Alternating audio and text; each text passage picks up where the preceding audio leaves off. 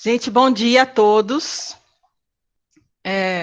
Todos e todas e todas e todos com X, enfim, cada um ao seu modo, né? É um prazer estar aqui conversando com vocês sobre esse tema. Eu sou a professora Carol Saraiva e nós vamos ter uma oportunidade de discutir um tema e dois autores que só pela proposta de se fazer isso já é, de certa maneira, revolucionário.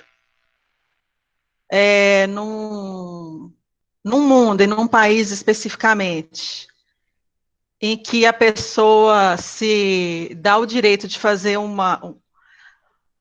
um stories no Instagram falando que, gente, o racismo é natural, faz parte do ser humano, não tem jeito da pessoa fazer diferente. Quer dizer, se a gente vive num mundo, num país em que isso é permitido de tal maneira que nem mais se envergonhar de fazer isso, as pessoas se envergonham, então trazer o tema de Paulo Freire, Adorno e educação como revolução já é em si uma grande contracultura, vamos chamar assim, né? Tempos tenebrosos que nós estamos vivendo. E eu não sei se vocês viram, essa pessoa ganhou 2.000 seguidores do stories dela, polêmico, para hoje. Enfim, seguimos aí na nossa luta. Então, assim, eu gostaria de fazer uma pequena introdução, junto com os meus agradecimentos, para poder explicar para vocês qual que é a minha proposta hoje. E nós vamos ter aí, como o Fernando falou, uns 30, 40 minutos. Eu vou tentar me manter no horário, para a gente poder ter tempo também de discutir, que eu acho que é fundamental que a gente estabeleça, mesmo que de uma maneira muito difícil, né, que a tecnologia nos afasta aí, num momento importante, mas que a gente consiga ter essa dialogicidade que é fundamental para o Freire, né, e de certa maneira para Adorno, porque só sujeitos aqui debatem. Quem quiser, eu fiz uma espécie assim de um mapa mental para poder me organizar, e aí eu disponibilizei no Observatório Café, que é o site do meu grupo de pesquisa. Eu vou colocar aqui no observatóriocafé.com.br. Eu pus lá, eu não vou projetar, mas quem quiser, assim, às vezes a pessoa gosta também de ter um certo esquema, né? Sem querer parecer uma atitude bárbara da minha parte, esquematizar Freire e Adorno, não é isso que eu quis, mas esquematizar a minha fala para eu me organizar.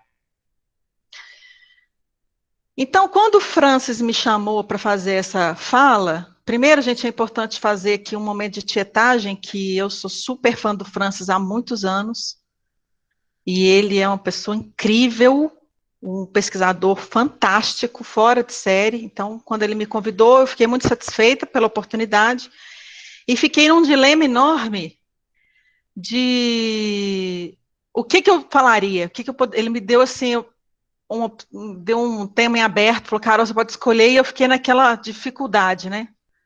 O que eu escolheria falar? E aí isso é importante para vocês entenderem como que eu cheguei nesse tema. Então, eu tive dificuldade por uma razão. Eu gosto muito de trabalhar com o tema de educação, e especificamente a educação crítica, a formação crítica, é o tema que eu estudei no meu doutorado e que eu venho seguindo desde então, nos últimos 10 anos. E também trabalho com os atingidos pela queda da barragem lá em Fundão, em Mariana, que é onde eu leciono, na UFOP, né? Fiquei assim, gente, de qual tema eu falo? E aí, esse tema que eu escolhi, que é Educação como Revolução, em Paulo Freire e Adorno, eu acredito, a minha tese, a minha primeira tese de hoje é que esse tema abarca tanto a questão da educação quanto a questão dos atingidos.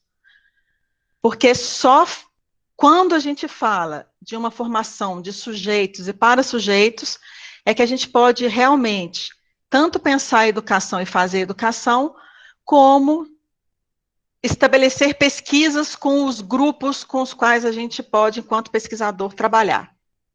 Tá? Então, as provocações iniciais vieram do que o Adorno chama de teias de deslumbramento. Teias de deslumbramento é uma atitude de inação do sujeito frente a uma situação em que ele se sente incomodado, mas ele não sente que ele é sujeito suficiente para agir naquela situação. Então, a primeira questão que eu vejo enquanto provocação desse tema é uma certa passividade, e eu já ouvi nesses anos todos, recentemente, inclusive, críticas sobre isso, de que, no fundo, é uma grande perda de tempo pensar em educação crítica, principalmente na área da administração.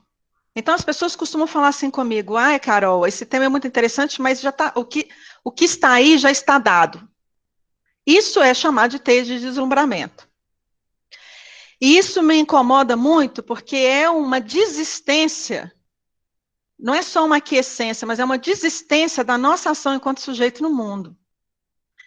E quando a gente faz essa escolha por entender que a vida real, ou seja, a vida objetiva, ela é mais poderosa do que a nossa capacidade de construir a vida, que é somente fruto da nossa capacidade de construí-la, aí a gente não só aceita um certo processo hegemônico de controle, como a gente se coloca enquanto mais um objeto no mundo, né? Isso só reforça uma coisa que os críticos, em especial Adorno, vai trazer, que é o que ele chama de ontologia do estado falso.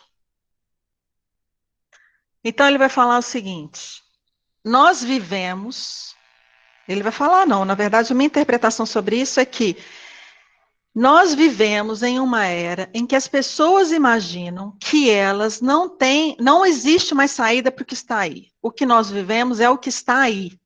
E o que nos resta é aceitar e viver conforme as estruturas estão dadas. Ou seja, não há nenhuma condição de alteração ou de recuperação de um processo, de um projeto utópico de mudança social. E que pensar nisso é uma grande perda de tempo. Bom, é por isso que as barragens caem, é por isso que já há quase 5 anos, nós vamos fazer daqui a pouco 5 anos, que a barragem de Fundão caiu, e não existe nenhum reassentamento, não existe nada, está tudo parado. A mineração no meio da pandemia não parou. O número de infectados em Mariana, por exemplo, está explodindo em todas as regiões em que a mineração está ainda operando. E a minha tese, e que eu quero compartilhar com vocês, é de que essas coisas estão todas associadas. Ou seja, quando nós desistimos da utopia da crítica, utopia no sentido de um projeto que pode ser realizado, e quando, então, a gente se entrega à configuração do mundo real, entendendo que o que está aí é o que pode estar aí, e a gente se resigna numa posição de simplesmente observar o que está dado no mundo, aí realmente, gente, não existe saída nem para a educação e nem para a ação pelo trabalho. As opções, as alternativas estão todas esgotadas. Então, frente a esse quadro, eu cheguei nesse tema, em tentar quebrar um pouco, desmantelar essa ideia dessa falsa possibilidade da crítica, e trazendo, então, 2 autores, o Paulo Freire e o Adorno, e hoje, então, vocês vão compartilhar comigo um pouco desse meu pensamento. Como que a gente pode pensar a educação, então, como revolução? É possível isso? O que é essa educação como revolução? Que revolução nós estamos falando? Que educação nós estamos falando? E como que essa revolução e essa educação são concebidas tanto no Freire quanto no Adorno, que tem lá as suas diferenças, né? Mas que eu vou tentar construir com vocês hoje o pensamento de que eles também têm semelhanças enquanto projeto de mudança de mundo. Espero que vocês façam como o Paulo Freire nos ensinou, que é a questão de admirar, ou seja, mirar por dentro. Eu vou tentar ser mais clara possível na explanação do meu pensamento, para que vocês consigam ver por dentro como eu construí essa tese da educação como revolução. e depois a gente entra no segundo momento de debate, ok? Bom, o Paulo Freire e o Adorno são pessoas que se propuseram pensar a educação de pontos de vista muito diferentes e de ação na praxis muito diferenciada. O Paulo Freire era um educador, foi um filósofo da educação, importantíssimo no mundo inteiro, para a educação como ciência, como pensamento. E o Adorno não foi essa pessoa. O Adorno, filósofo da teoria crítica, nunca pensou a educação enquanto estrutura pedagógica, vamos colocar assim, né? Então, a princípio, pode parecer um pouco estranho a gente colocar os dois autores juntos, e por que que eles, no fundo, vão ter a mesma concepção de que educação é um processo de formação social que passa por um processo de experiência. Então, o que linka esses dois autores é isso.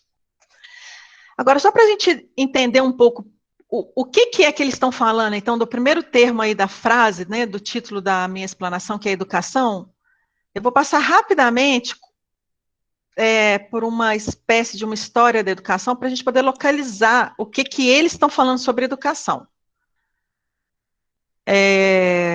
Então, vamos entender assim, existem várias formas de você conceber a educação. Você pode trabalhar a educação de uma forma tradicional, tecnicista, no Brasil de uma maneira escola novista, reprodutivista, ou a pedagogia crítica. São várias. Existe um certo desenvolvimento histórico entre essas perspectivas, começando pela escola tradicional e chegando até a tecnicista, mas é claro que isso não se dá num movimento linear e evolutivo, né? Essas coisas, elas são também imbricadas social e teoricamente, mas o que é importante a gente entender é que, dependendo da forma como a gente concebe a educação, há uma certa forma de entendimento do que é o ser humano e do que é a possibilidade da ação educativa no mundo enquanto processo formativo. Isso é importante entender. A escola tradicional vai ter uma perspectiva específica, que é mais voltada para a instrução, ou seja, então ela concebe o ser humano como um ser humano que é esvaziado de conhecimento.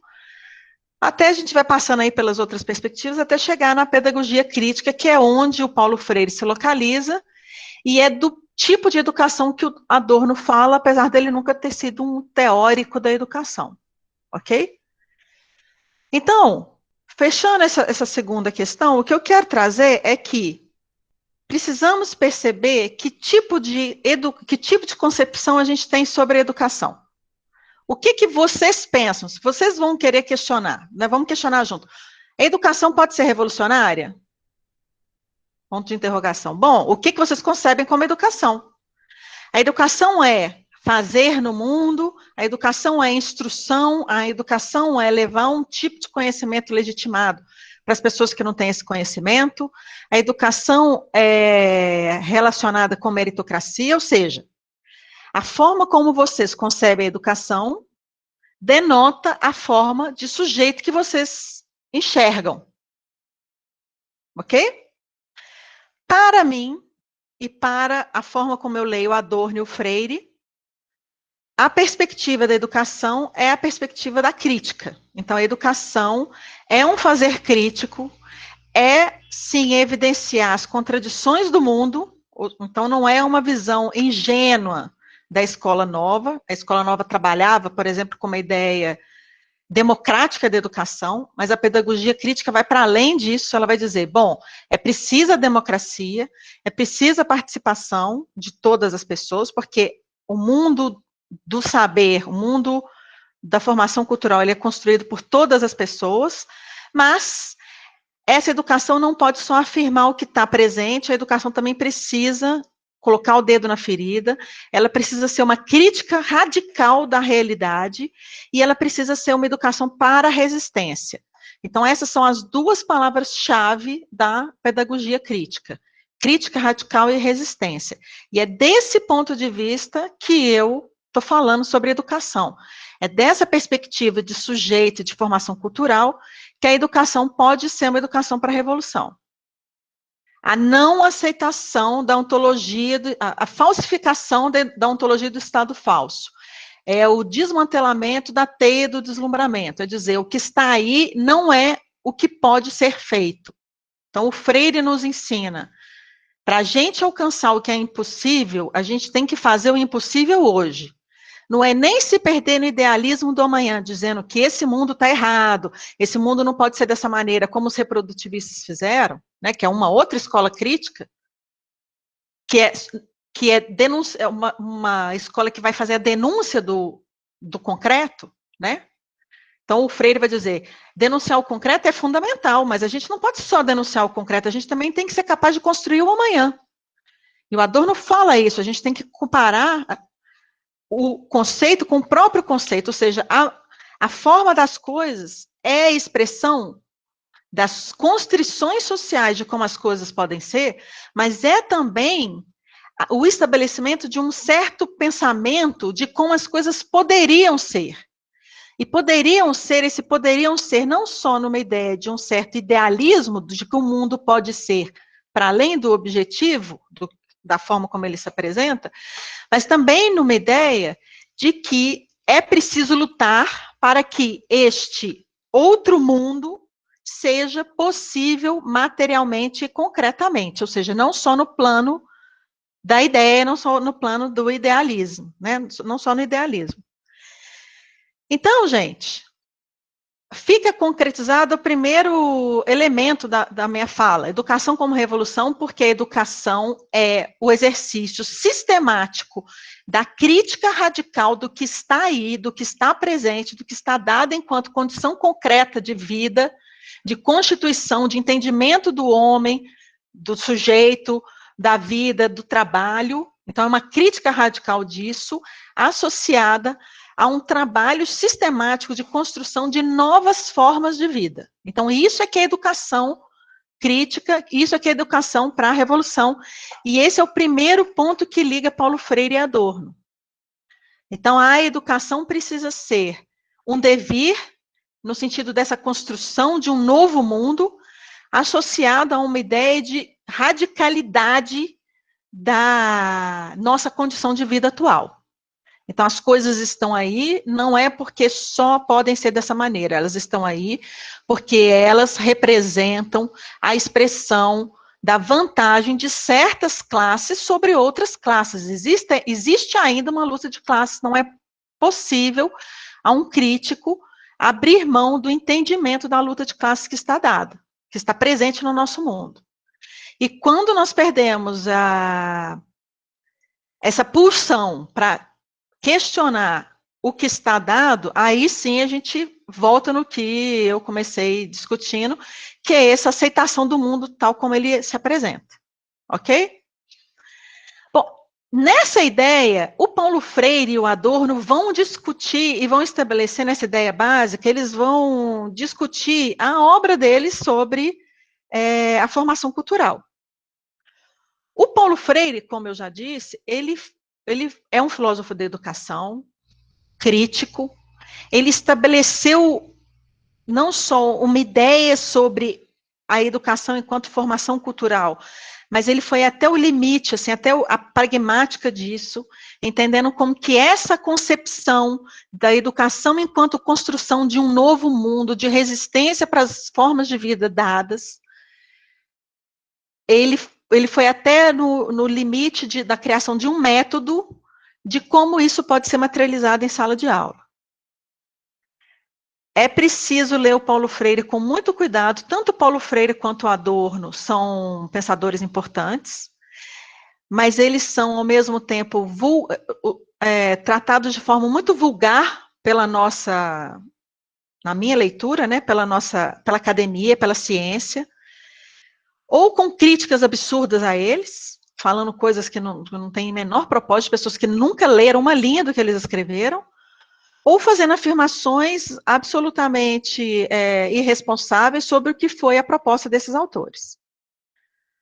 É preciso entender que os dois autores são autores materialistas, críticos dialéticos, ou que representam o pensamento do tempo deles, ou seja, é importante entender o momento histórico em que a teoria dos dois surgiu, ao mesmo tempo entender como que as ideias deles, esse certo exercício crítico sobre a realidade, esse voltar-se para a realidade, é um exercício que ainda permanece, apesar de várias condições históricas terem sido alteradas. Bom, o Adorno, por outro lado, como filósofo, ele vai voltar-se para o pensamento sobre a educação como formação cultural, especialmente quando ele volta para a Alemanha depois do exílio, e ele se questiona assim, gente, como que foi possível que a Alemanha, o berço do pensamento mundial, do pensamento iluminado, do esclarecimento, permitiu o nazismo, como que foi possível que se construísse uma estrutura burocrática institucionalizada como Auschwitz. Então, não só a violência estava presente, mas uma violência que foi permitida institucionalmente. Foi legitimada pelas instituições racionais. Então, após a volta dele para a Alemanha, é que ele pega a educação como objeto para análise do que ele chama de obstrução do pensamento, obstrução da formação crítica e obstrução do sujeito a qualquer forma de experiência. Então, o Adorno, diferentemente do Paulo Freire, ele não estabelece nenhum conteúdo, vamos chamar assim, nenhum conteúdo programático para a educação. Ele não foi um teórico da educação, como eu já falei, mas ele vai pensar a educação juntamente com outros elementos da formação cultural como um dos pilares para a mudança social. Então, ele vai dizer, o problema está na educação, ao mesmo tempo em que a própria educação há maior possibilidade de alteração do problema gerado. Então, a educação, tanto para Paulo Freire quanto para Adorno, tem um foco importante enquanto motor de mudança social. Ok? Então, pensando dessa maneira, a gente pode pegar 3 elementos importantes no Paulo Freire, que ele vai chamar, a gente poderia pegar muitos outros, mas eu elegi 3 conceitos importantes, que por que existe uma obstrução no potencial da educação? Então, vamos dizer assim, a educação tem essa possibilidade de formar sujeitos, né? E o próprio processo de formar sujeitos já é crítico em si. Porque se ele não é crítico, se essa formação não é uma formação crítica, então ela não é uma formação. Ok? Porque faz parte do processo formativo ser crítico. O que obstrui, portanto, esse processo? Segundo Paulo Freire, a cultura do silêncio. 2, o desenvolvimento de consciências astutas ou ingênuas. E 3, o que ele chamou de educação bancária. Essas 3 coisas constituem um quadro de não só de obstrução da possibilidade crítica da educação, mas de reforço do chamado que o Freire vai chamar de ser menos. É uma expressão que o Freire cria, que ele vai dizer assim, é de manter as pessoas nos seus devidos lugares, né? Como se não, na nossa estrutura social existe um lugar que deve ser ocupado por cada pessoa. O Foucault até vai chamar isso de quadriculamento, né? Ou seja, cada um no seu espaço determinado de poder e de ação, e a educação acaba sendo o objeto da formação cultural, o processo de formação cultural que vai reforçar o lugar de cada sujeito. E o Paulo Freire traz uma coisa importantíssima, que é não só a denúncia de que existe essa espécie de quadriculamento, como também como as ações mais esclarecedoras, no sentido de que as ações mais benéficas para assistencialistas, né, elas mesmas contêm o processo de subalternização dos sujeitos para manutenção dessas pessoas nos seus lugares de inferioridade.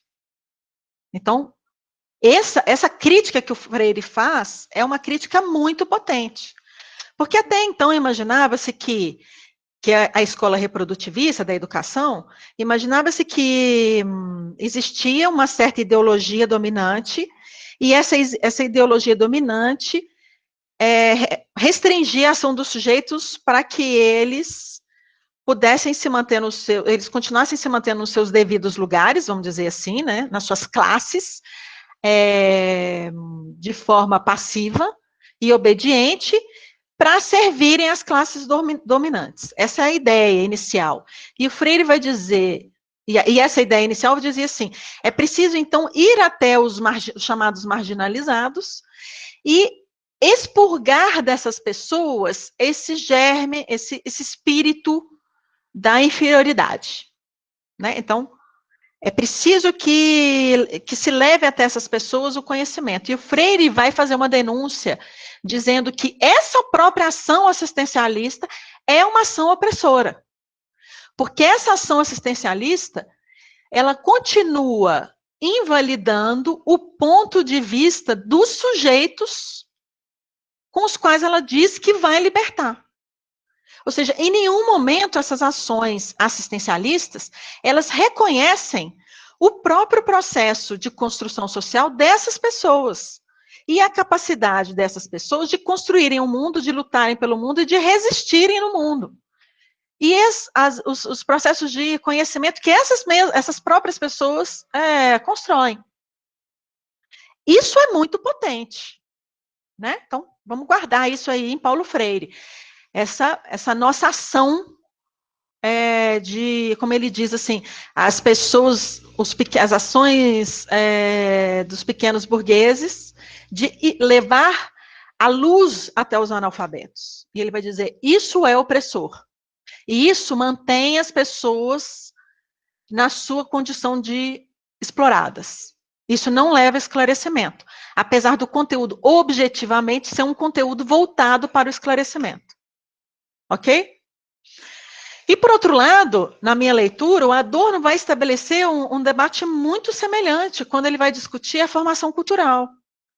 Porque ele vai falar assim, impressionante, num dos escritos, dos vários escritos dele sobre educação, ele vai falar assim, é impressionante como que apesar de tantas reformas educacionais que a Alemanha, ele vai falar da Alemanha, apesar de tantas reformas educacionais que a Alemanha passou, as pessoas ainda criticarem a falência da educação. Então, o que é essa falência da educação? Então, o Adorno se coloca essa pergunta. E eu gostaria que todos nós nos colocássemos essa pergunta, porque nós repetimos muito isso. Então, a gente vai falar assim, a educação precisa ser transformada, a educação está falida, a educação está em crise, né? Então, quando a gente vai ler eu mesmo, quando fiz o meu processo, a minha tese de doutorado, eu vi isso muito, né? Eu estudei formação crítica, e eu estudei formação crítica do administrador, então só para a gente ter uma ideia. 2 anos depois da criação do primeiro curso de administração, as pessoas já criticavam a falência do ensino de administração. Então, vamos pensar sobre isso. Como que pode 50, 60 anos depois da construção de um curso de administração, a gente continuar criticando que a nossa forma de ensino está errada, que a nossa educação não é esclarecedora, que a nossa educação não é uma formação crítica? O Adorno vai nos ajudar a entender isso. Ele vai falar assim, o problema, portanto, não é um problema da educação, ou seja, não é um problema de reforma educacional, não é um problema de currículo, não é um problema de conteúdo programático. É exatamente a configuração da educação para servir a um certo tipo de domínio de conhecimento. Ou seja, não é que a educação esteja em crise, a escola não está em crise. A educação está sendo construída da forma como ela exatamente deve ser construída. Então, vamos lá. Essa, gente, é uma tese que um pensamento que eu quero compartilhar com vocês. Esse é o meu pensamento, é a minha leitura, e aí a gente vai debater daqui a pouco sobre isso, de que não há falência na educação. Então, eu acho que é muito precipitado, é muito ingênuo, como o Freire nos ensina, criticar debater sobre a falência da educação. Não há falência na educação. A educação que existe hoje é exatamente a educação que a nossa sociedade precisa que exista. Ou seja, uma educação superficial, uma educação que obstrua a experiência dos sujeitos, uma educação que impeça os sujeitos de se entenderem enquanto ativos no mundo, uma educação que silencie as pessoas, uma educação que coloque as pessoas no seu devido lugar de inatividade, de passividade, de submissão ao que está dado. Portanto, eu repito, né, no meu entendimento do que Adorno e Freire vão trazer sobre discussão do escopo da educação, da ideologia da educação, então, não há falência da educação. O que existe, o que está aí, essa educação obstruída, essa educação incapacitante, é a educação necessária para o capitalismo. Porque só se nós nos esquecermos que somos sujeitos ativos no mundo, só se nós esquecermos que somos aqueles que construímos o mundo que nós vivemos, é que nós vamos nos submeter aos mandos e desmandos das grandes indústrias, das grandes empresas e das pessoas que querem continuar regindo o sistema tal como ele está colocado. Só se a gente for esse tipo de sujeito esquecido de que a gente tem ação no mundo, gente, é que nós vamos assinar um laudo de estabilidade de barragem, quando está mais do que provado que aquela barragem vai vai estourar a qualquer momento. Entendem? Se a gente realmente tivesse uma educação que formasse o sujeito crítico, a gente não se submeteria a isso. Então, para que nós façamos isso, para que a gente vire para as nossas redes de opressão, para os nossos funcionários, nas nossas organizações, e a gente fale com esse funcionário, não posso fazer nada. Eu estou seguindo ordens. Se eu não fizer isso, eu vou perder o meu emprego. Então, para a gente ter a condição humana, de saúde mental, que se é que isso é saúde, para poder exprimir essas frases de dizer eu não posso fazer nada, a gente precisa de uma educação que nos eduque para esse tipo de coisa, para esse tipo de adaptação. Então, esse é o ponto que eu quero discutir com vocês. Eu vejo em Freire e Adorno essas duas questões. Então, quando Adorno vai falar de semi-formação, quando ele vai falar a educação como indústria cultural, a educação no mundo administrado, ele, na verdade, está dizendo, olha, não é um problema restrito à educação. E não é somente a educação que vai ser capaz de alterar isso. Porque a educação está como está, porque é necessário que ela seja construída dessa maneira. Porque ela, desta maneira, representa um certo conjunto de forças estabelecido na sociedade capitalista. E para que a sociedade se organize, ela precisa formar sujeitos com essa constituição. Ok? Então, a gente pode entender que o que eu estou chamando de educação como revolução passa pela educação no resgate dessa sua capacidade de formar pessoas. Então, vejamos, gente, a educação é o locus em que se reproduz a obediência, a adaptação, e é o mesmo lugar em que a gente pode encontrar a saída para isso. Ok? Por isso que é dialético, por isso que é contraditório. E tanto Freire como Adorno, eles vão, ao mesmo tempo que fazer a denúncia da esfera adaptativa da educação, eles também vão pegar essa outra esfera da educação para dizer, é ela mesma, é essa mesma educação que hoje nos obstrui, que nos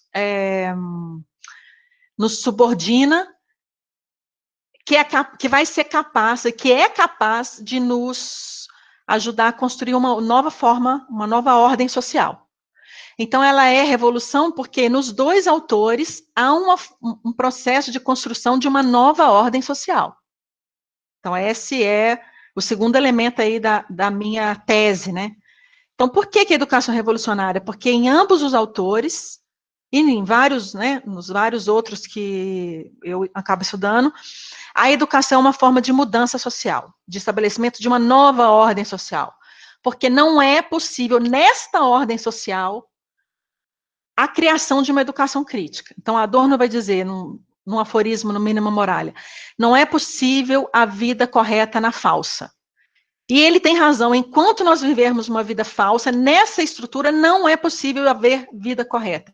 Portanto, em ambos os autores, eles vão criar um conjunto de pensamentos para pensar uma nova ordem social, de formas diferentes. A Freire faz de uma maneira, Adorno faz de outra, mas em ambos existe essa ideia de construção de um novo mundo, uma nova ideia de mundo, ok? E, portanto, o que o Freire vai chamar de capacidade de ser mais. Adorno não usa essa expressão ser mais é uma expressão freiriana, mas Adorno vai chamar isso de capacidade do sujeito de autodeterminação, capacidade do sujeito de sair de um processo de autoconservação para autodeterminação. Ou seja, a capacidade, tanto em Freire quanto em Adorno, essa capacidade da pessoa de se entender como aquele que está no mundo, com o mundo, e que constrói o mundo em que vive, e que vai operar os sistemas no mundo em que vive, e que essa operação diz da forma como ele entende o mundo. Ou seja, não é possível ação sem pensamento, e não é possível ação sem construção de um projeto de mundo. Isso é o ser mais do Freire, e isso é a educação como experiência formativa em Adorno. E aí, gente, caminhando assim, então, né, para um certo fechamento dessa minha fala, eu gostaria de compartilhar com vocês, então, eu acho que tem 3 coisas importantes que eu vejo semelhantes na teoria do Paulo Freire, na teoria e na prática, né, nesse momento, na praxis, então, do Freire e do Adorno sobre a educação, e que eu gostaria de deixar como um último pensamento aqui com vocês, para a gente debater. Então, acho que tem 3 coisas que são revolucionárias no pensamento do Freire e do Adorno sobre a educação, e que eu chamei aí de solidariedade, humildade e coragem. São palavras que são utilizadas assim de forma muito vulgar, muito esvaziada. Eu mesma já tive muita antipatia dessa palavra humildade, por exemplo, porque eu acho que as pessoas pegam principalmente o Paulo Freire para dizer sobre humildade, e falam de um ponto de vista super opressor, mas é preciso que a gente recontextualize essas ideias que estão presentes nos autores e que a gente opere essas categorias de maneira crítica. Então, vamos fazer esse exercício agora. Então, a primeira coisa que tem como crítica para a educação em Freire e Adorno é a solidariedade. O que é solidariedade? É reconhecer no outro o que há de eu.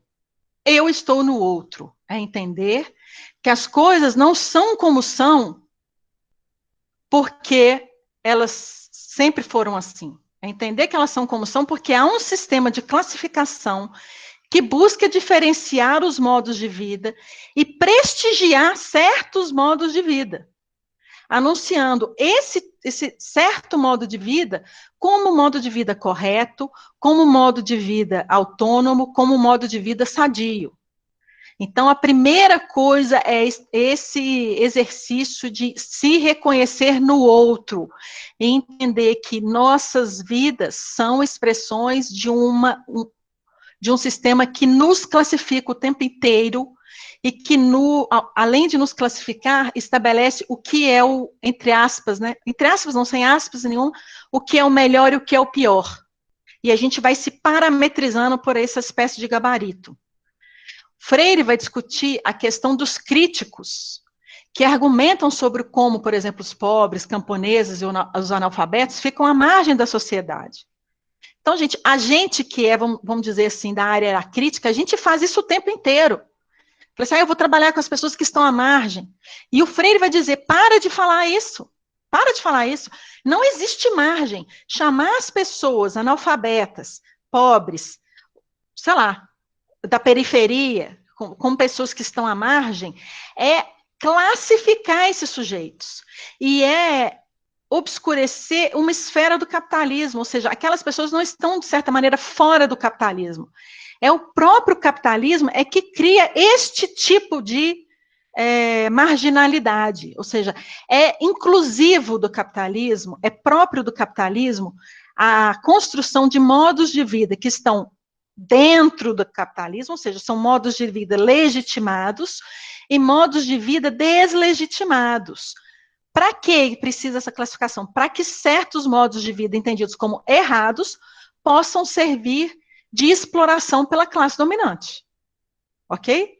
Então, é se reconhecer nesse outro. O segundo elemento, o elemento da humildade. Então, fica o meu aviso para todos nós que somos acadêmicos, que somos cientistas, precisamos reconhecer em nós mesmos o opressor. Todos nós somos opressor. Eu e todos vocês que estão me ouvindo, e todas as pessoas que não estão aqui conosco, né, hoje, todos nós somos opressores. E o Freire vai nos ensinar isso. E só quando a gente reconhecer essa opressão, é que a gente vai ter minimamente a capacidade de realmente ter uma ação crítica junto com as pessoas. Então, por que nós somos opressores? Porque nós somos herdeiros de um sistema de privilégio, dessa classificação que eu falei anteriormente, que nos coloca numa posição de destaque frente a outros modos de vida, que são subalternizados na nossa realidade, que são marginalizados e que são entendidos como menos importantes e sem legitimidade. Então, o fato da gente comungar de um modo de vida hegemônico nos coloca numa posição de opressão. A forma como a gente conversa, a forma como a gente estabelece relações, a forma como a gente discute as coisas, essas ações mais simples são ações da nossa frieza burguesa. Então, Adorno vai criar esse conceito, ele vai falar a educação, a expressão da formação moral da frieza burguesa. Nós somos pequenos burgueses formados para essa frieza. Ou seja, de que o mundo está aqui para nos servir e para que nós operemos no mundo. Reconhecer, então, que essa ação, a nossa ação, é uma ação de obstrução do esclarecimento das outras formas de vida, da nossa ação de desrespeito, de invasão, de descarte dos outros sujeitos. Não é à toa, portanto, pessoal, que nós chamamos, quando nós vamos fazer a nossa pesquisa, nós chamamos as pessoas de objetos de pesquisa, os nossos respondentes. A gente oprime essas pessoas o tempo todo, por mais esclarecida que seja a nossa ação. Né? Eu cansei de ver gente falando sobre os atingidos da queda da barragem e falando assim, meu objeto de pesquisa, meu objeto de pesquisa. Gente, eles não são objetos de pesquisa, eles são pessoas. E a gente vai lá, a gente invade a vida dessas pessoas, a gente colhe informações, a gente vai embora, usa isso para fazer o nosso Lattes, para fazer as nossas pesquisas, e nunca mais volta, ou volta formalmente, dá o nosso retorno e não se importa mais com aquela forma de vida. Ou seja, a nossa ação, enquanto pesquisador, é uma ação violenta. Ela é sempre uma ação violenta, porque ela é sempre uma ação desigual. O tempo todo, nós, enquanto acadêmicos, estamos reforçando essa desigualdade de conhecimento, de ocupação de espaço no mundo, de legitimação de forma de vida. E a isso o Freire vai chamar de colonialismo revolucionário. Então, ele vai falar assim, mesmo os críticos, mesmo as pessoas do bem, mesmo as pessoas com as melhores das intenções, o que elas fazem? Elas invadem as outras formas de vida e colonizam essa forma de vida, de uma certa maneira, com um discurso revolucionário, mas continua sendo invasão e colonização.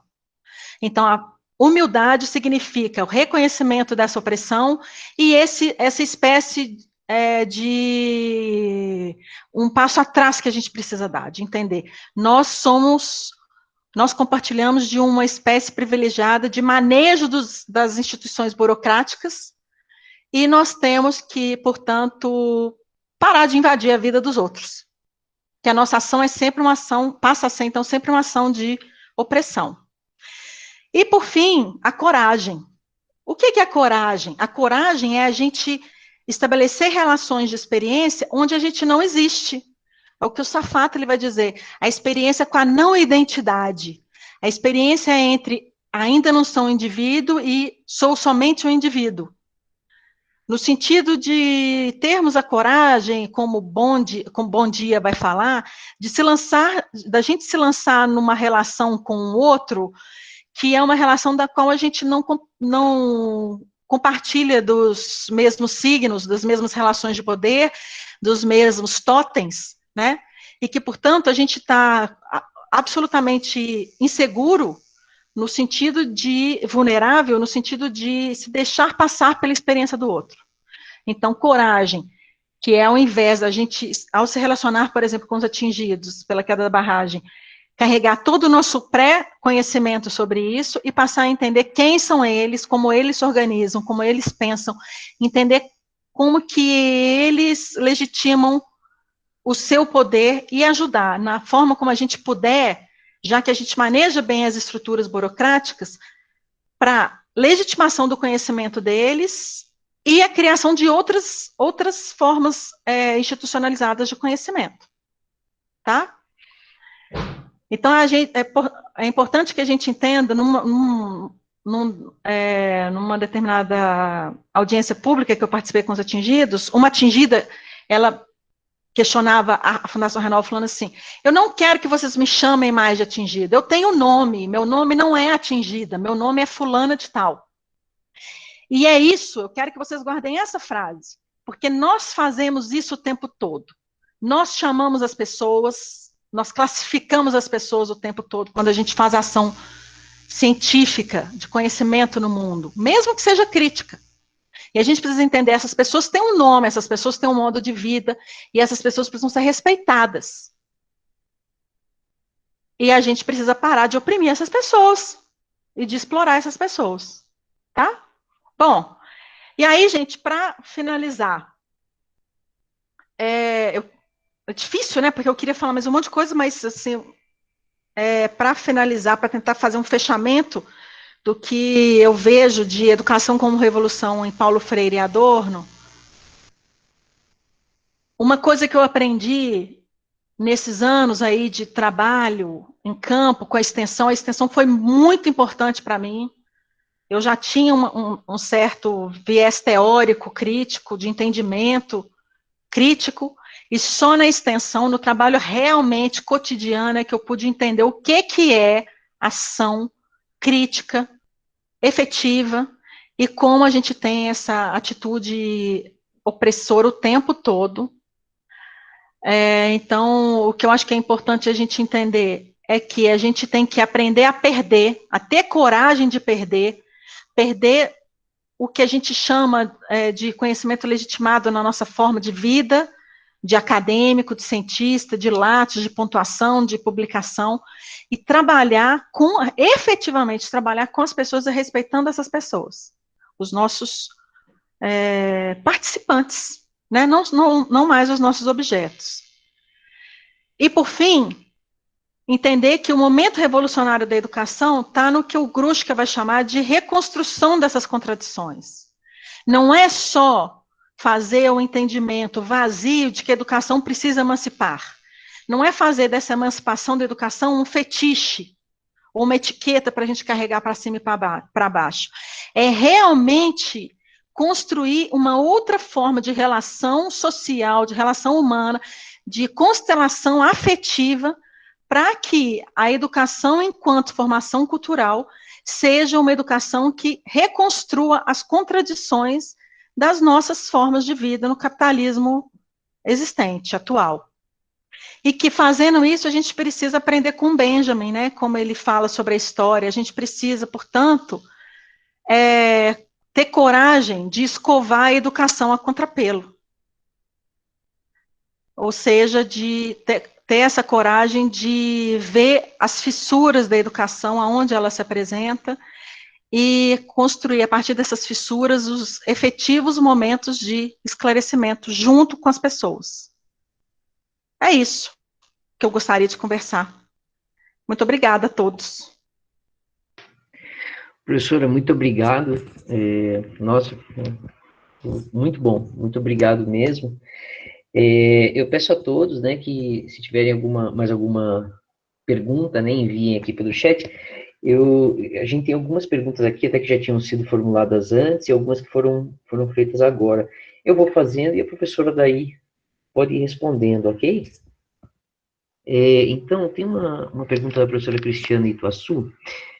Gostaria de saber como a professora Carolina vê a educação à distância, hoje muito em voga em função da pandemia, considerando-se a exclusão digital e as ideias de crítica e resistência. Estariam todos sendo vistos como verdadeiros sujeitos? Você vai fazer uma pergunta ou você vai fazer um conjunto de perguntas? Eu faço uma pergunta, a professora pode responder e depois eu faço outra. Sim, então tá. Então, primeiro, ei, Cris, né? Um privilégio estar aqui com a Cris, uma pessoa que eu admiro demais, um pesquisador exemplar, talvez das poucas pessoas que sejam diferentes dessa hegemonia que eu discuti aqui com vocês. É a questão da educação à distância. A gente precisa problematizar, porque é o seguinte: a gente não pode, por uma esfera, simplesmente ignorar a educação à distância no sentido das possibilidades tecnológicas dela. Então, isso seria extremamente ingênuo da nossa parte, além de improdutivo, a gente dizer que porque a gente não tem aquele olho no olho, porque a gente não tem não sei, aquele espaço mesmo da sala de aula, de construção ali, né? A gente não teria, então, um espaço de criticidade. É importante, ao contrário, que a gente entender como que essa possibilidade de formar sujeitos pode se dar em vários ambientes tecnológicos, inclusive a educação à distância. Tanto é que o próprio Adorno e o Freire faziam, por exemplo, programas na televisão, programas no rádio, falavam de coisas cotidianas, o Adorno falava até de coluna de horóscopo. Ou seja, o que eu quero dizer, é importante para um educador crítico estar junto com as pessoas nos processos e nas técnicas compartilhadas daquela determinada comunidade, ok? Agora, não podemos, por outro lado, também nos render a uma certa forma de educação à distância, uma certa forma de educação tecnológica, que é uma educação excludente. E esse momento específico que a crise remete ao momento da pandemia, na minha avaliação, extremamente excludente, extremamente elitista. A gente pensa não só nos alunos que têm o acesso, mas eu, por exemplo, estou desenvolvendo uma pesquisa sobre pessoas com deficiência. E as pessoas com deficiência que não conseguem, não é só não conseguem acesso à internet, não tem um computador, um celular, uma internet, mas aquela pessoa que não consegue ouvir a aula, que não consegue ler os textos, que não consegue participar dos fóruns. Então, então, para fechar, a nossa forma de condução da educação à distância, nesse momento da pandemia, é, mais uma vez, a confirmação da obstrução da experiência. Mais uma vez, nós estamos colocando mais uma camada de exclusão na educação. Eu acho que é isso. Perfeito, professora. Tem uma pergunta aqui da professora Tatiana Tawil. Ela fala assim: educação e escolarização. O que ambos pensadores vão dizer sobre a eficiência desses dois conceitos no processo de transformação da sociedade? Muito boa pergunta também.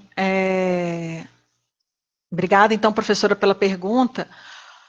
Aí, nesse quesito especificamente, nós temos uma diferença entre o Freire e o Adorno, porque o Freire foi falar, vamos dizer assim, de um certo programa pedagógico, né? Ele tem o método freiriano, o Adorno não tem. Aí é o momento em que eles se distanciam.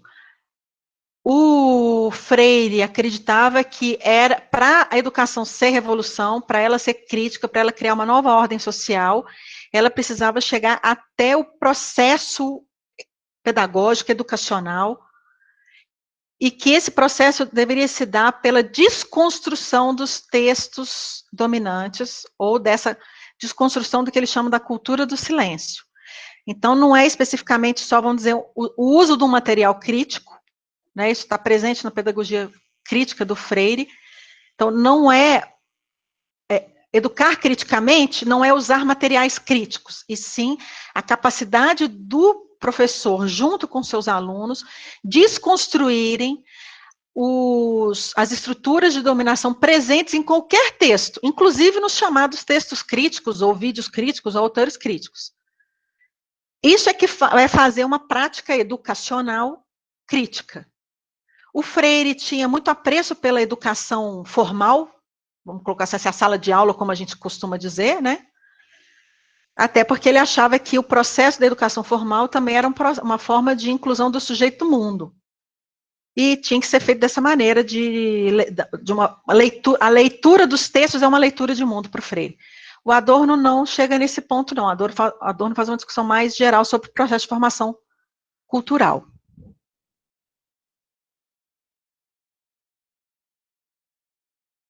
Perfeito, professora. Tem mais uma pergunta aqui, do Rafael Costa. Professora, qual a sua avaliação em relação ao ataque sistematizado pelo atual governo do pensamento de Paulo Freire? Ei, Rafael, vou contar para vocês um negócio interessante. Eu dei uma disciplina no semestre passado, Estudos Críticos Organizacionais.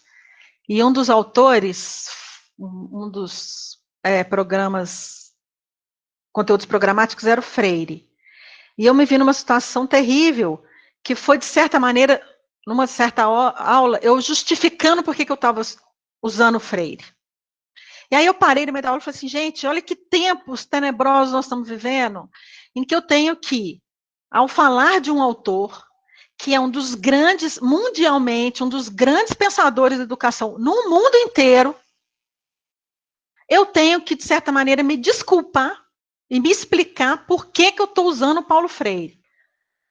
Então, esse momento foi um momento difícil, né, na hora que eu me vi fazendo isso. E eu acho que essa crítica é uma crítica do governo. Deixa eu tentar organizar meu pensamento. Eu acho, Rafael, que existem os dois lados. Existe uma estupidez tremenda na crítica do atual governo ao Paulo Freire. Certamente pessoas que nunca leram Paulo Freire, que não entendem nada do que ele falou.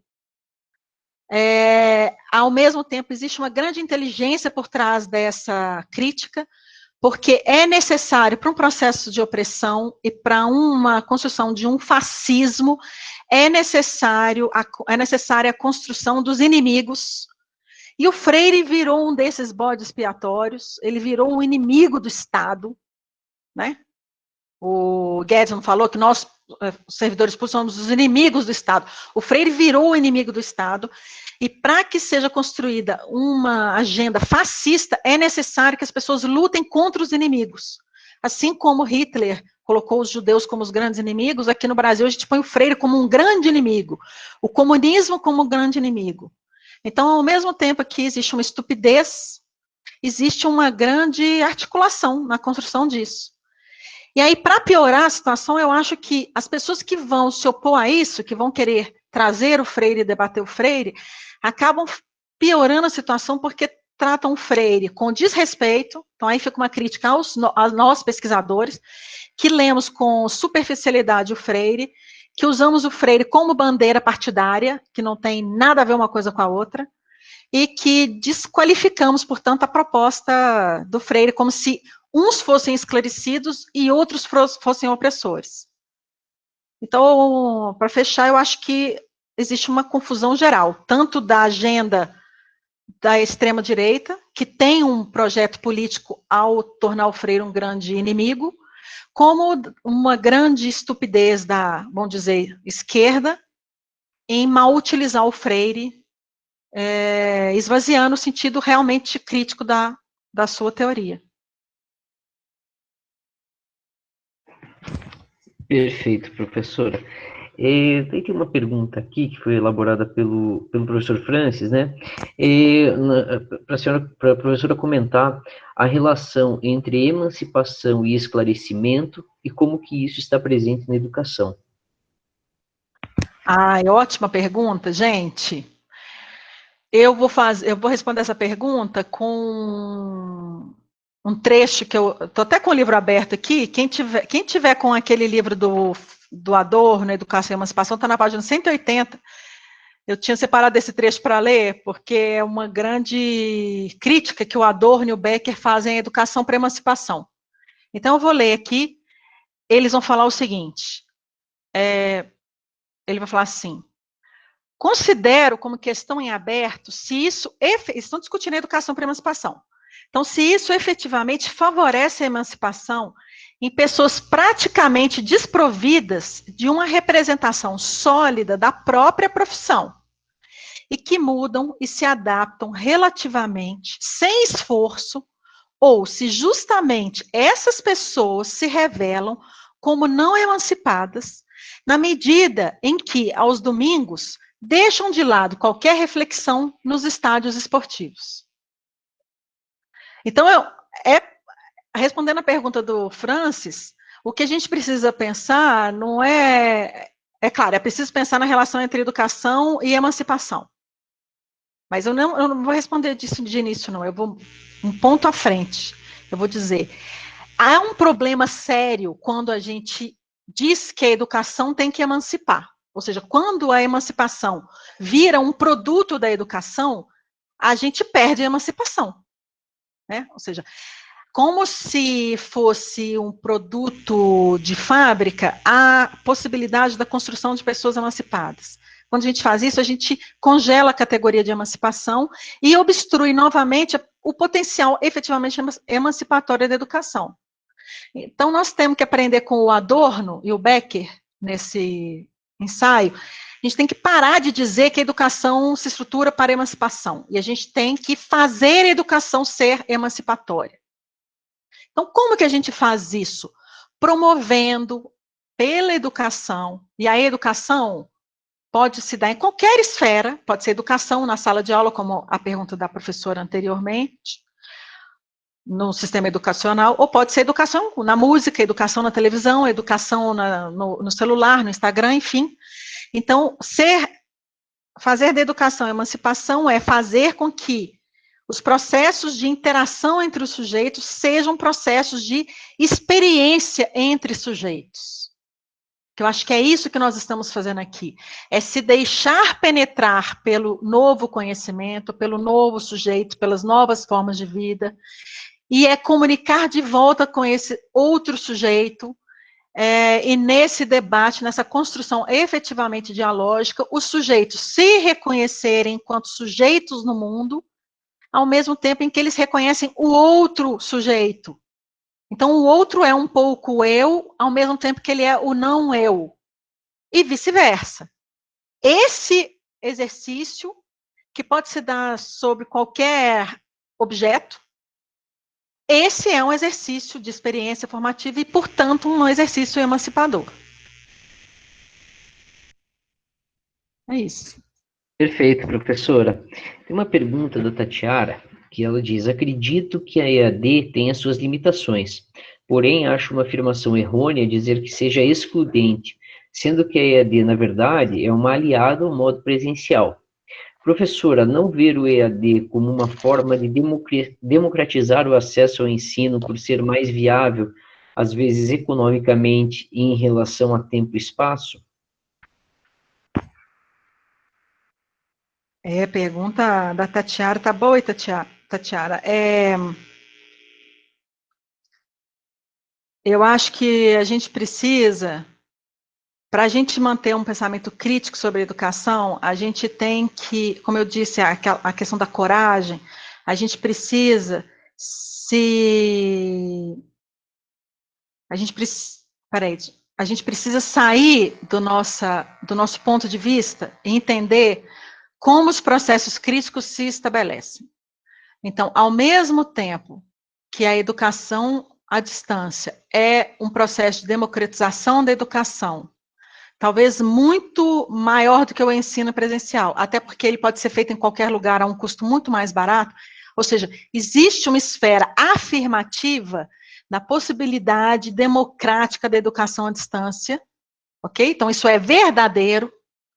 É necessário que a gente desconstrua essa ideia para entender. Ok, Tatiara, existe um aumento no acesso, existe um baixo custo, existe até a questão do tempo ser assíncrono, então eu posso ter acesso à educação mesmo quando eu não, aquela educação não é construída como na educação presencial, mas também existe um processo de obstrução da educação, né, dessa democracia, porque é a impossibilidade de construção pelo sujeito da sua forma de educação. Então, é preciso ver o verso e o reverso da educação crítica, e é exatamente esse exercício de, como o Adorno vai dizer, dessa dialética negativa, de confrontar o conceito pelo conceito, é nesse exercício que a gente vai ter a educação crítica. Porque vamos pensar por outro lado, ela é democrática, mas ela é toda formatada. Ela é democrática, mas ela é pouco permeável aos sujeitos.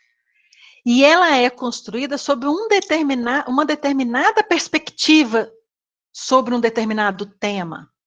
Entende?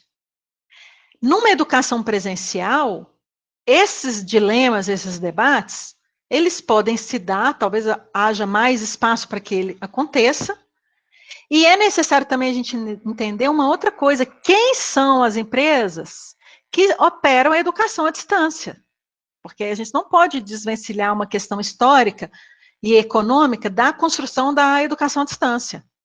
Senão a gente pode cair numa ingenuidade, como Freire e o Adorno falam, que é a gente achar que só porque a pessoa tem acesso, essa educação é democrática. Não, ela continua sendo extremamente reprodutivista, submetendo as pessoas a uma certa forma de entendimento do mundo e adaptativa. Ou seja, ela obstrui novamente a experiência. É por aí que eu pensaria. Perfeito, professora. Professora, o que a professora poderia, né, nos falar da seguinte situação? Existe um artigo da professora Cássia Kisner, aqui da Federal do Paraná, que é um artigo que fala sobre inclusão excludente e exclusão includente, né? E ela sugere que a inclusão excludente seria a inclusão dos jovens num projeto pedagógico tecnicista, que geraria a exclusão do pensamento crítico, né? E hoje em dia nós percebemos que o mundo corporativo, o mundo nas indústrias, ele reduziu a demanda por funcionários, por técnicos, né, a partir da indústria 4.0, enfim, essa digitalização da manufatura. Então, então, assim, como que ficaria aquelas pessoas que eram incluídas num projeto pedagógico tecnicista para servir como mão de obra de bancos ou mão de obra em montadoras, eles hoje, como que ficariam essas pessoas, né? Como que a professora vê, já que eles não têm espaço nem nessa educação tecnicista?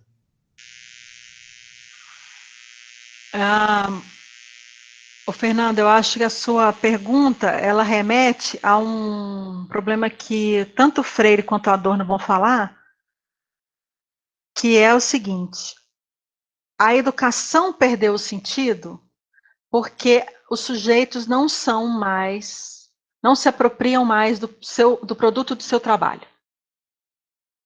E enquanto essa estrutura for mantida, a educação vai estar impedida de ser uma educação crítica, para formação crítica.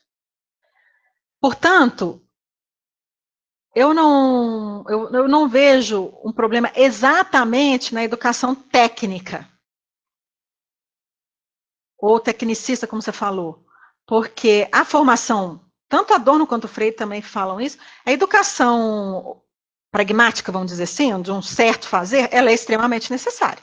As pessoas precisam certas coisas, a gente precisa aprender a falar o português, né, no nosso caso, a gente precisa operar certas máquinas, fazer certas coisas, e a gente precisa, numa sociedade de classe, ocupar os espaços que estão dados, até para a gente ter condição material de suplantar, de criar novas ordens.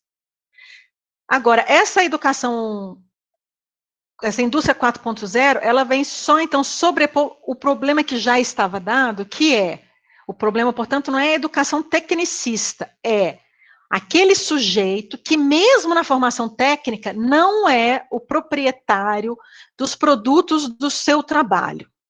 E, portanto, se ele não é o proprietário dos produtos do seu trabalho, se ele não é sujeito, ele só era um apertador de botão. Entende o que eu estou querendo dizer? Porque senão a gente vai pensar que existe uma certa oposição entre tecnologia e formação técnica. Não, o problema era muito anterior. A própria formação técnica já era uma educação que excluía o sujeito. Agora existe uma nova camada de exclusão, ou seja, a situação só se agravou, mas numa situação em que o sujeito já estava completamente despedido das suas capacidades críticas, analíticas, de julgamento, de ação, em qualquer função, mesmo nas funções não tecnicistas, por exemplo, sei lá, os administradores, os estrategistas, os tomadores de decisão, nós somos operadores de um sistema, assim como, sei lá, um ratinho no laboratório, em qualquer nível.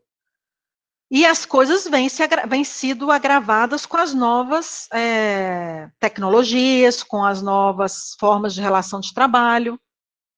Então, o que eu vejo é isso, não exatamente esse problema específico. Não parece que a gente está localizando o problema num lugar, né? E eu acho que a gente tem que ter um certo cuidado. A educação tecnicista poderia ser extremamente crítica, né? Se nós formássemos, por exemplo, pessoas técnicas que fossem donas das decisões sobre a sua forma de trabalho, você acha que essas pessoas assinariam como que chama isso, gente? Esqueci o nome, uma coisa da barragem, um laudo? Um laudo, exatamente, um laudo de barragem, que sabe que a barragem vai cair. Vocês acham que essas pessoas assinariam que a barragem está boa? Não assinariam. Ou seja, um verdadeiro técnico, uma pessoa que é dona dos seus meios de produção, ela é uma pessoa responsável, ela é necessariamente uma pessoa crítica. Então, eu acho que o problema é anterior. Perfeito, professora. Tem mais uma pergunta aqui. O Alexandre Saul, ele elogia a palestra, né, a exposição, diz que foi muito claro e muito instigante, e ele pergunta assim, na sua opinião, professora, que condições, estratégias e ações seriam necessárias para ampliar o espaço de educação crítica no ensino superior? Bom, eu acho que primeiro, Saul, né? Obrigado pela pergunta. Acho que primeiro... Bom, primeiro eu não sei. Eu acho no sentido assim, eu acho que não existe uma fórmula. Até porque se existisse, eu mesma já tinha aplicado essa fórmula nas minhas salas de aula. Agora, lendo Paulo Freire e Adorno, o que eu entendo, tanto teoricamente quanto na minha prática, é que a sala de aula, os frankfurtianos vão falar assim, a obra de arte tem a forma de produção da obra de arte guarda uma certa resistência em relação à forma de produção da indústria capitalista. E eles vão discutir essa coisa no âmbito da estética. Minha resposta para a sua pergunta, meu pensamento, eu acredito que o ambiente da sala de aula, seja a sala de aula física, ou isso aqui que nós estamos fazendo, que é uma espécie de uma sala de aula, né? O ambiente da sala de aula, a lógica da produção existente na sala de aula é uma lógica revolucionária, porque ela desrespeita a lógica da produção capitalista. Ou seja, existe na produção da educação, na relação entre professor e aluno, entre professor e pessoas, as pessoas, os professores, né, o professor também como sujeito, ou seja, essa lógica de produção na interação entre os sujeitos, eu entendo que é uma lógica que ainda guarda resquícios dessa alma que os frankfurtianos veem na obra de arte. E, portanto, eu me apego a isso como a nossa grande oportunidade de desenvolvimento da educação crítica. Então, como professora, tratar os meus alunos com esses 3 elementos de solidariedade, humildade e coragem, e eles me tratarem dessa maneira também, porque é um jogo, é uma dialogia, ou seja, enquanto nós estabelecemos relações baseadas nesses elementos, essa lógica de produção rebelde da sala de aula, essa própria lógica já é em si crítica e, portanto, revolucionária. Porque é o que eu respondi na pergunta anterior do Fernando. Naquele momento em que a gente se coloca como sujeito, falando de sujeito para sujeito, a gente está se apropriando daquele trabalho. Os resultados daquele trabalho que a gente constrói em sala de aula é resultado meu, é resultado dos meus alunos, e é uma coisa que ninguém vai nos tirar da nossa capacidade de nos reconhecermos enquanto sujeitos de ação no mundo. De ação no mundo enquanto sujeito, indivíduo, e de ação no mundo junto com outro sujeito. Então, a minha resposta é essa. Eu acho que é a própria capacidade da sala de aula, sem, gente, romantizar. Né? Eu não estou romantizando. É claro que a sala de aula também, como eu respondi sobre a EAD, a sala de aula também é um momento de reificação dessa lógica revolucionária. Quando a gente pega uma aula, a gente repete a mesma aula sem parar, independente dos alunos, a gente não se interessa por quem são esses alunos. Né? Eu posso dizer como professora, eu já sou professora há 20 anos na universidade, e eu acho que muitas vezes a gente faz isso, a gente é operador, assim como na indústria, a gente é operador de sala de aula. Eu tenho uma aula, eu repito, independente de quem são as pessoas que estão ali, eu não me interesso sobre as pessoas, eu não me interajo, essas pessoas são puros objetos. Esse tipo de lógica, obviamente, não é uma lógica para crítica. Mas ela também tem essa dimensão rebelde, assim, que eu acho que é exatamente o momento da formação crítica. Perfeito, professora. Professora, a gente está chegando ao final, então. Tá? Teria mais 1 milhão de perguntas, mas, enfim, eventualmente a gente pode mandar por e-mail para a professora, né? Algumas dúvidas, até que em conversa com o professor Francis, foram levantadas, né? E eu só tenho a agradecer, tá? Em nome do Nuevo, em nome do professor Francis, tá? Ele, ao longo da sua palestra, ele mandou algumas mensagens, mandou perguntas, e dizer que foi extremamente esclarecedor, incômodo, né, mas um incômodo muito positivo, né? Então, eu gostaria muito de agradecer, eu vou deixar aberto aqui, né, para eventualmente se alguém quiser, enfim, conversar aqui pelo próprio sistema aqui, né, e agradecer a todos pela participação. Como eu falei, a gente vai disponibilizar a gravação possivelmente a partir da próxima terça-feira no blog no Nuevo. E eu coloquei ali o endereço, né? Peço a todos que entrem e, dentro da possibilidade de cada um, divulguem, né? Porque constantemente nós estamos tentando desenvolver trabalhos ali dentro da plataforma. Tá? Mas muito obrigado mesmo, professora. Olha, foi ímpar, tá? Muito obrigado mesmo. Eu que agradeço, Fernando, e o pessoal todo. Eu estou aprendendo Eu brinquei com os alunos na semana passada de ser a professora youtuber. Então, espero assim que eu tenha conseguido mostrar para vocês os meus pensamentos sobre a educação. Foram muito importantes as perguntas que vocês fizeram, porque elas me fazem pensar novamente sobre essas possibilidades críticas da educação. Foi uma oportunidade muito boa para mim falar de um tema que é super caro para mim, enquanto uma certa militância, né? Se eu milito por alguma coisa, é por essa possibilidade, e para que isso saia do plano das ideias e que seja materializado em sala de aula.